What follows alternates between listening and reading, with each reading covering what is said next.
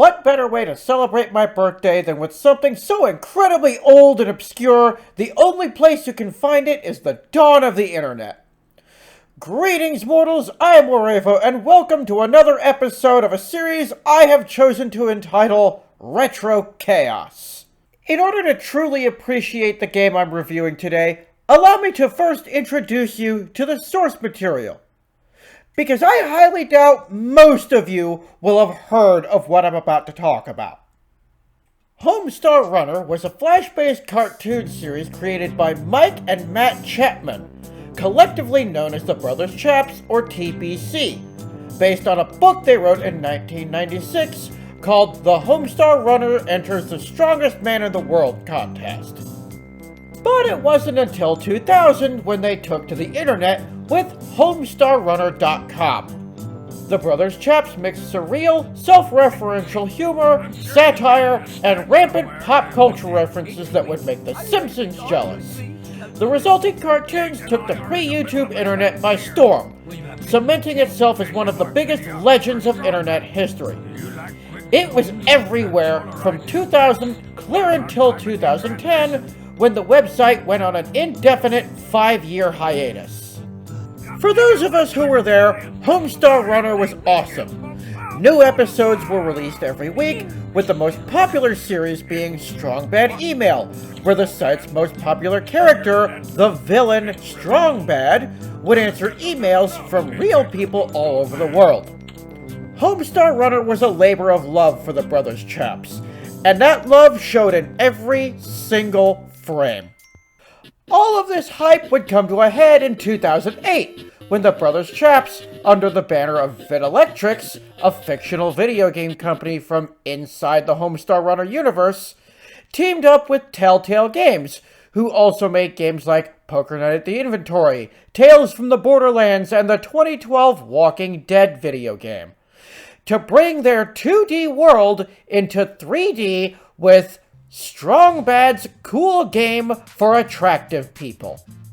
Strong Bad's Cool Game for Attractive People, or SBCG4AP for short, was an episodic point-and-click 3D adventure puzzle game released on Wii, PC, Mac, and PS3 in 5 parts starting in August of 2008.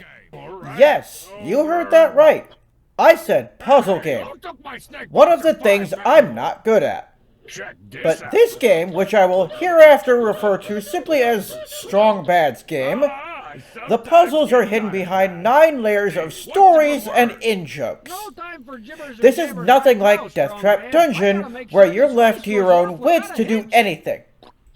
Here, they guide you in the form of story exposition and plot, giving you just enough clues to figure out what you're supposed to do on your own. Though if you take too long exploring your extremely interactive environment, Strong Bad will break the fourth wall, straight up telling you, "Hey, dummy, go here and do this!"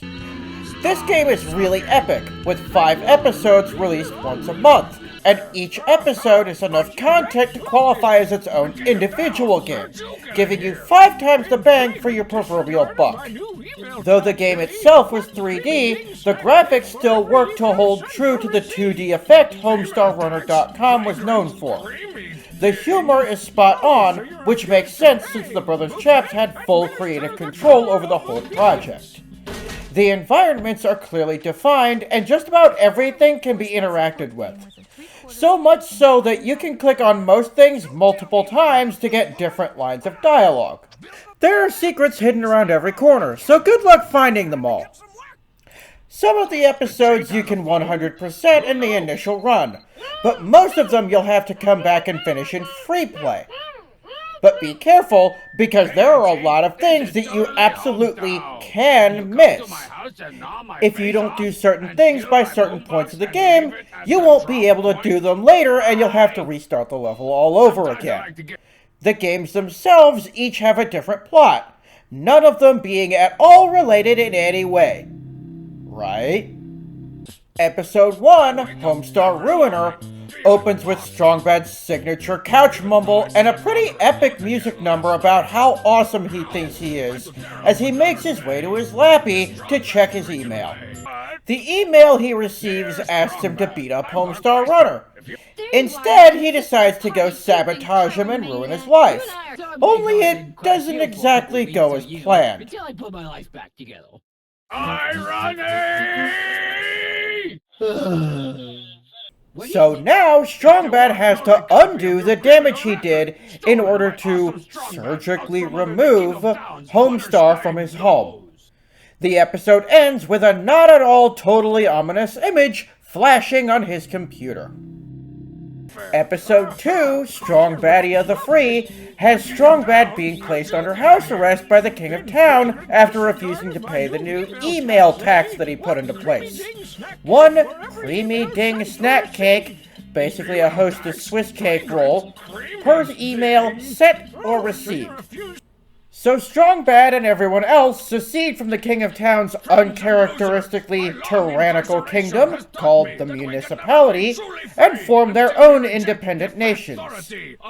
Strong Bad then has to trick the others into joining Strong Baddia, his own nation that's literally just a plot of dirt with a fence, so he can become the new King of Town. But as fate would have it, the King of Town counted on Strong Bad doing exactly that, and set events into motion to trick Strong Bad into switching places with him so he could become popular. Episode 3, Baddest of the Band, starts off with Strong Bad having to take the Fun Machine, basically an Atari 2600, to Bubs for repairs. Bubs, being the cheapskate he is, charges Strong Bad, quote, one big sack of cash to fix it. In order to make this money, Strong Bad decides to hold a battle of the bands with special guest judges Limousine, basically their equivalent of Queen, and use the entry money from the various bands to help out. But again, Bubs is an extortionist, leaving Strong Bad with no choice but to form his own band in order to win his own competition so he can get the prize money, after sabotaging the other bands. Episode 4 sees the release of the long-awaited, long-overhyped, and low-to-no-budget movie Dangeresque 3, The Criminal Projective. The fourth installment in the in-universe action movie series following a crooked cop named Dangeresque, played by Strong Bad, as he tries to solve crimes by barely not breaking the law, which equates to literally breaking the law. And last but most certainly not least, Episode 5, 8-Bit is Enough, has Strong Bad breaking his beloved Trogdor arcade cabinet so badly that the boundaries of the real world and the video game world collide, causing all sorts of chaos as Strong Bad has to find a way to get in touch with Vinelectrics in order to order a replacement part to restore order. Until the final boss, that is, when the game turns into a completely different game.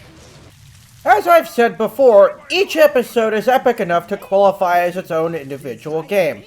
And there are so many secrets and collectibles and lines of dialogue that you'll never be able to find them all in one playthrough.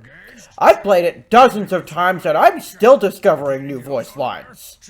The controls are exactly what you'd expect for a point-and-click game. For 95% of the game, all you'll need is your mouse, with the left mouse button to move Strong Bad, and the right mouse button to skip dialogue. But when you're playing the minigames in the Fun Machine, you'll definitely need your keyboard. Most people I've seen play this game will continually click the button to keep Strong Bad moving, but I've found it's easier to hold the button down, and you can also double-click to make him run. The graphics are beautiful, being a very bright and cartoonish 3D, while still being faithful to the original 2D style of the website. The environment is super interactable, so make sure you click on anything you can find. There are also a lot of Easter eggs for keen-eyed Homestar Runner fans to find. Each episode adds to the universe's lore while not overwhelming you with story, exposition, or plot.